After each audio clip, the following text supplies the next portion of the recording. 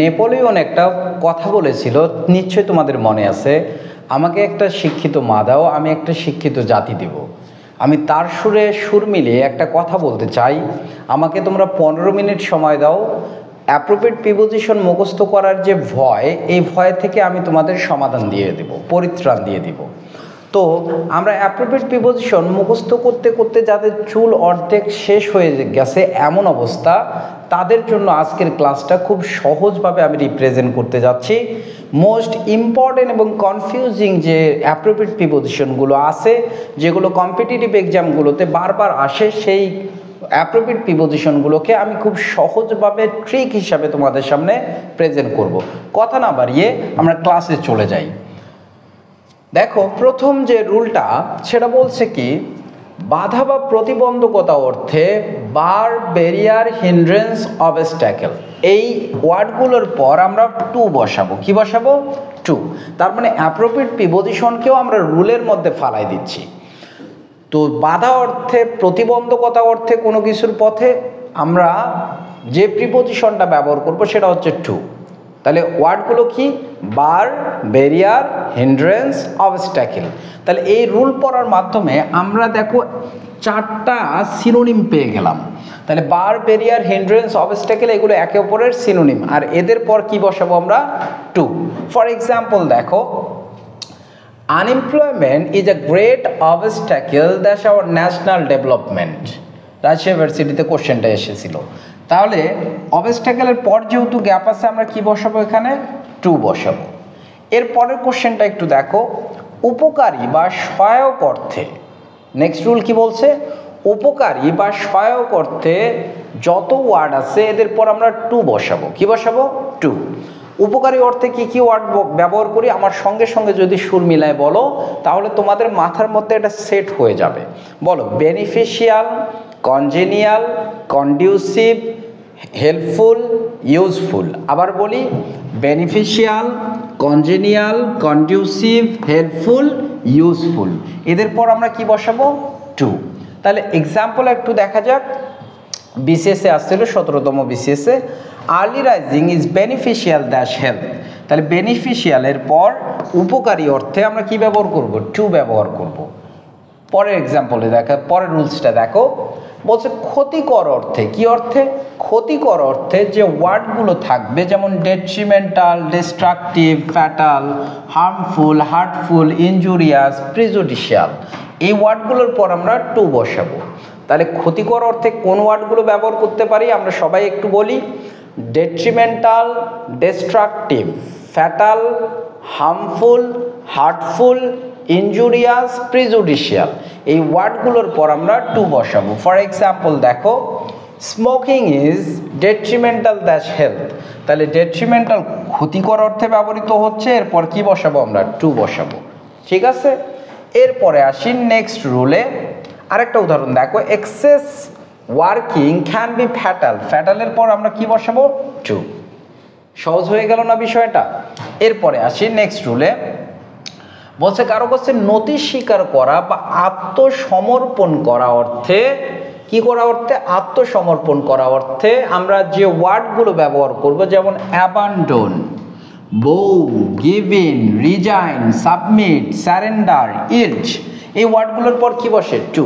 তাহলে নথি স্বীকার করা, আত্মসমর্পণ করা অর্থে যে ওয়ার্ডগুলো আছে আমরা একবার বলি, অ্যাবান্ডন, বউ, given, resign, surrender, submit, yield, এই ওয়ার্ডগুলোর পর আমরা টু ব্যবহার করব। ফর এক্সাম্পল দেখো, বলছে Bangladesh should never yield the foreign pressure.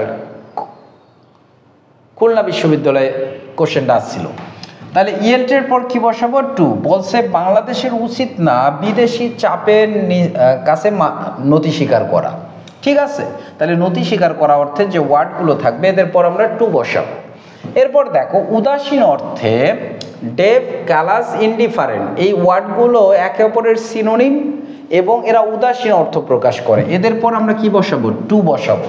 For example দেখো, we should not be indifferent dash our duties. বলছে আমাদের দায়িত্বের প্রতি উদাসীন হওয়া উচিত নয়। তাহলে ইনডিফারেন্টের পর কি বসাবো আমরা? টু। ঠিক আছে, আরেকটা এক্সাম্পল দেখো, he is callous that is study, তাহলে টু হিজ স্টাডি ইনডিফারেন্টের সিনোনিম। নেক্সট রুলে আসি, নিকটে বা সংলগ্ন বা কাছে অর্থে আমরা কয়েকটা ওয়ার্ড ব্যবহার করব, অ্যাডজাসেন্ট, ক্লোজ, কন্টিজাস, নেয়ার। কি কি?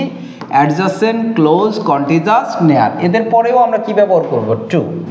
তাহলে রুলটা দেখো, উদাহরণটা দেখো, my house is adjacent as the মক্স, জবিতে আসছিল, তাহলে অ্যাডজাসেন্টের পর আমরা কি বসাবো? টু।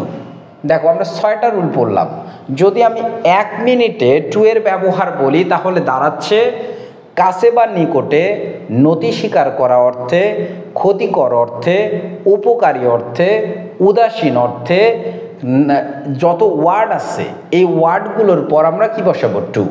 তাহলে আবার বলি, ক্ষতিকর, উপকারী, কাছে বা সংলগ্ন, উদাসীন, নতি স্বীকার করা অর্থে, বাধা বা প্রতিবন্ধকতা অর্থে, এই 6টা জায়গায় আমরা টু ব্যবহার করব।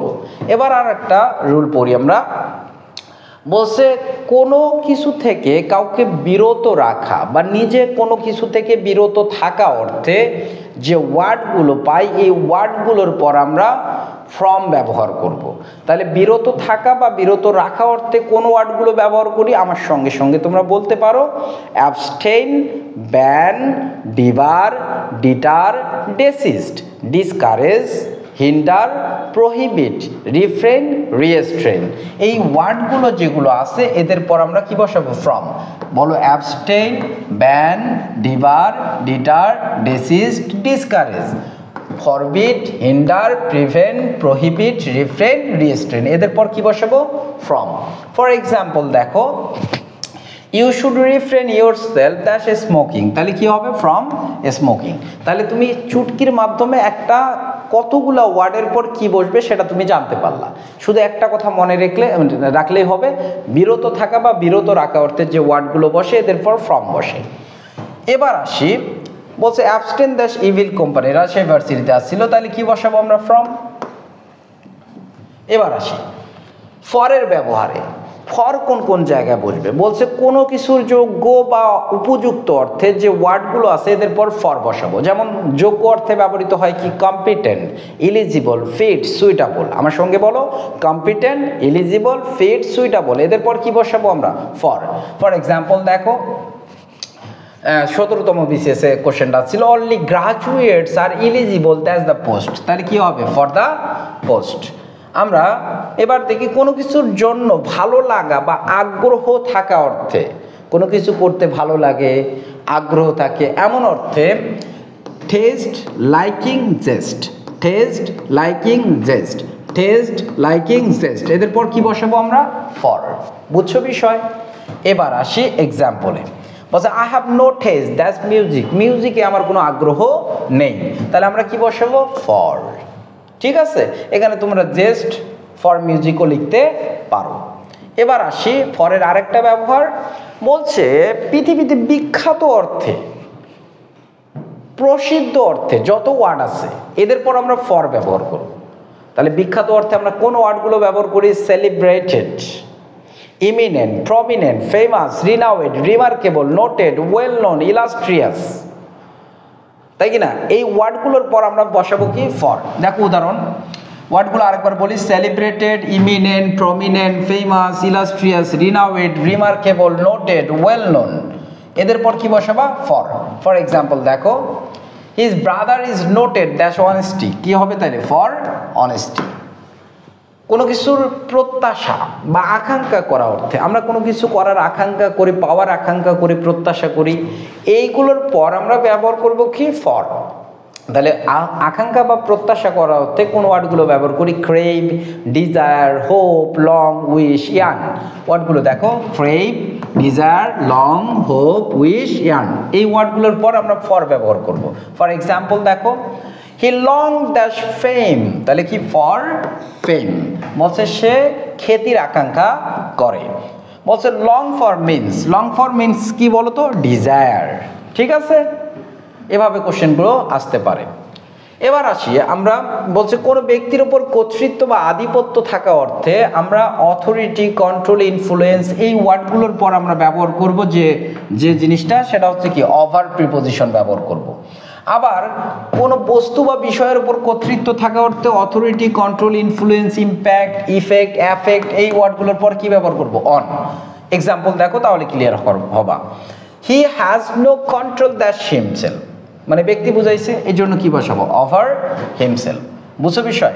আমি যদি এক্সাম্পল দেই, I have no impact that his decision, his decision, এটা কি বিষয় বুঝাইছে না? দ্যাটস ওয়াই আমরা কি বসাবো? On his decision. ঠিক আছে, এবার আসি নেক্সট। কোনো বিষয়ে দক্ষ বা পারদর্শী অর্থে, আমি কোনো বিষয়ে দক্ষ বা পারদর্শী এমন অর্থে কোন প্রিপোজিশনগুলো ব্যবহার করব? ইন। তাহলে দক্ষ বা পারদর্শী অর্থে কোন ওয়ার্ডগুলো ব্যবহার হয়? Adept, at home, adroit, expert, efficient, proficient, skilled, skilful. আমার সঙ্গে সঙ্গে বলো, adept, at home, adroit, expert, efficient, proficient, skilled, skilful. এদের পর আমরা বসাবো কি? ইন। ফর এক্সাম্পল দেখো, চুজ দ্য কারেক্ট সেন্টেন্স, বলছে কারেক্ট সেন্টেন্স কোনটা চুজ করতে বলছে। তাহলে আমরা দেখতেছি অ্যাডেপ্টের পর ফর আছে ভুল, অ্যাডেপ্টের পর ইন আছে ভুল, অ্যাডেপ্টের পর টু আছে ভুল, তাহলে কোনটা হবে আনসার? B number. সবাই বুঝছি? He is adept in music, সে মিউজিকে পারদর্শী। He is at home dash mathematics, তাহলে অ্যাট হোমের পর কি বসাবো আমরা? ইন। নেক্সট রুলে আসি। কোনো কিছুতে ভয় পাওয়া, ভীত হওয়া অর্থে আমরা কি ব্যবহার করব? যে ওয়ার্ডগুলো থাকবে সেগুলোর পর অফ ব্যবহার করব। তাহলে ভয় পাওয়া বা ভীত হওয়া অর্থে কোন ওয়ার্ডগুলো ব্যবহার করা হয়? অ্যাপ্রেহেনসিভ, ফেয়ারফুল, অ্যাফ্রেড। এদের পর কি বসাবো আমরা? অফ। ফর এক্সাম্পল দেখো, মেডিকেলে একটা কোশ্চেন আসছিল, যেমন he is afraid dash dog, তাহলে অফ ডগ। রাজশাহী ইউনিভার্সিটির question, she is not afraid dash ghost, সে ভূতে ভয় পায় না, তাহলে কি বসাবো আমরা? অফ। বলছে কোনো কিছুর যোগ্য বা উপযুক্ত অর্থে, যোগ্য বা উপযুক্ত অর্থে আমরা কিছু ওয়ার্ড পাইছিলাম ফর ব্যবহার করি, কিন্তু ডিজার্ভিং, অর্থী এগুলোর পর এই দুটো ওয়ার্ডের পর কি বসাবো আমরা? অফ। ডিজার্ভিং, অর্থী। যেমন উদাহরণ দেখো, his honesty is deserving dash praise, তাহলে অফ প্রেইজ। ঠিক আছে, ডিজার্ভিং এবং অর্থী এগুলো উপযুক্ত বা যোগ্য অর্থে কি বসাবো? অফ। আর বাকিগুলো যোগ্য বা উপযুক্ত অর্থে ফর ব্যবহার করব। আর একটা রুল, শেষ রুল, প্রতিকার বা আরোগ্য অর্থে রেমেডি, কিউর এদের পর ফর ব্যবহার করব। কোনো কিছুর প্রতিকার বা আরোগ্য অর্থে, যেমন there is no remedy dash cancer, তাহলে কি ব্যবহার করব আমরা? For cancer. ঠিক আছে, তাহলে বলছে আশাবাদী বা আত্মবিশ্বাসী অর্থে যে ওয়ার্ডগুলো থাকবে সেগুলোর পর অফ ব্যবহার করব, যেমন কনফাইন্ড, হোপফুল, স্যাঙ্গুইন, এদের পর কি বসে? অফ। আশাবাদী অর্থে কনফাইন্ড, হোপফুল, স্যাঙ্গুইন, এদের পর কি বসাবো? অফ। যেমন I am confined that his success, তাহলে অফ ইজ সাকসেস, আমি তার সফলতায় কি বিশ্বাসী। ঠিক আছে, তাহলে কোনো কিছুতে বিশ্বাস আবার যদি রাখো, যেমন আমার ধর্মে বিশ্বাস নাই, আমার সৃষ্টিকর্তায় বিশ্বাস নাই, এরকম নাস্তিক শাহবাগীরা কথা বলে না, তাহলে সেক্ষেত্রে কি বলবো আমরা? বিলিভ, ট্রাস্ট, ফেথ, এদের পর কি বসাবো আমরা? ইন। ঠিক আছে, ফর এক্সাম্পল দেখো, আই বিলিভ দ্যাট গড, তাহলে আই বিলিভ ইন গড। ঠিক আছে, তাহলে তোমরা এই ক্লাসটা যদি 2 থেকে 3 বার দেখো, আশা করি অ্যাপ্রোপ্রিয়েট প্রিপোজিশনের যে প্রবলেমটা তোমাদের এটা সহজ হয়ে যাবে। ভালো থাকো, সুস্থ থাকো। আরও কোনো মজার ভিডিও নিয়ে তোমাদের সামনে হাজির হব। ততক্ষণ পর্যন্ত সুস্থ কামনা করে শেষ করছি। আল্লাহ হাফেজ।